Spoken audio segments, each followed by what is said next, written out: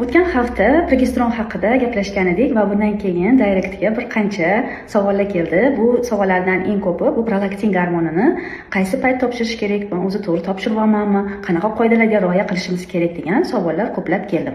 Bugun prolaktin haqida gaplashamiz. Prolaktin nomidan ko'rinib turibdiki, laktin degani ya'ni sut ishlab chiqaruvchi gormon hisoblanadi. Normada prolaktin gormoni baland qoladi bu homiladorlik davrida va emiziklik davrida baland chiqadi. O'shaning uchun biz iloji boricha homilador bo'lgan bemorlarda va emizikli bo'lgan ayollarda prolaktin gormonini topshirish tavsiya qilinmaydi.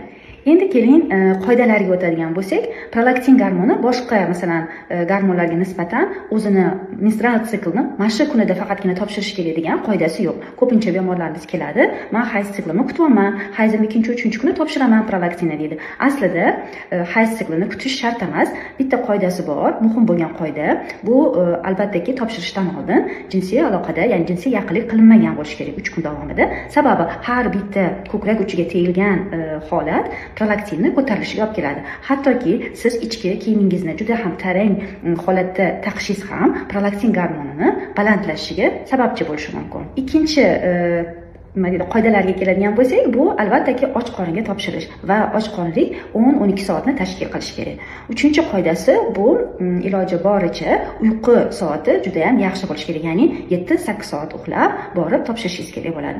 Uyg'ongandan keyin iloji boricha 2-3 soatdan keyin topshirilishi kerak. Borib masalan siz soat 6 da uyg'ondingiz, borib 8-9 da albatta prolaktin gormonini topshirishingiz kerak. Va eng muhimi, topshirish paytida agar sizda u yerda tirbandlik bo'ladigan bo'lsa, siz bularga reaksiya berib asabiylashadigan bo'lsangiz, prolaktin gormoningiz funksional holatda, ya'ni sizga reaksiya sifatida baland chiqishi mumkin. Iloji boricha bu holatda to'g'ri nafas olishga, o'zingizni diqqatingizni boshqa yaxshi narsalarga qaratishga harakat qilib, prolaktin gormonini topshiring. Chunki bu ham sizga salbiy ta'sir ko'rsatishi. Va oxirgisi, prolaktin gormonini topshirishdan oldin iloji boricha 1-2 kun ichida jismoniy zo'riqtiruvchi mashqlardan uzoq bo'lish kerak va ruhiy stress holatlari bo'lsa, undan keyin ham topshirish tavsiya qilinmaydi.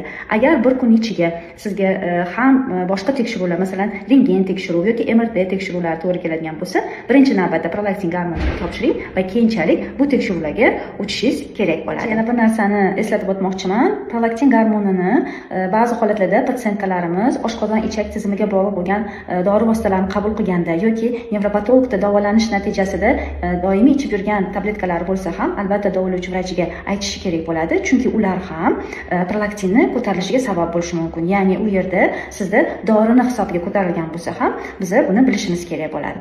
O'tgan haftadagi progesteron haqidagi gapirgan ma'lumotlarga agar ulgurmagan bo'lsangiz ko'rishga YouTube kanalimga o'tib bemalol uni ko'rishingiz mumkin va meni kuzatishni davom eting.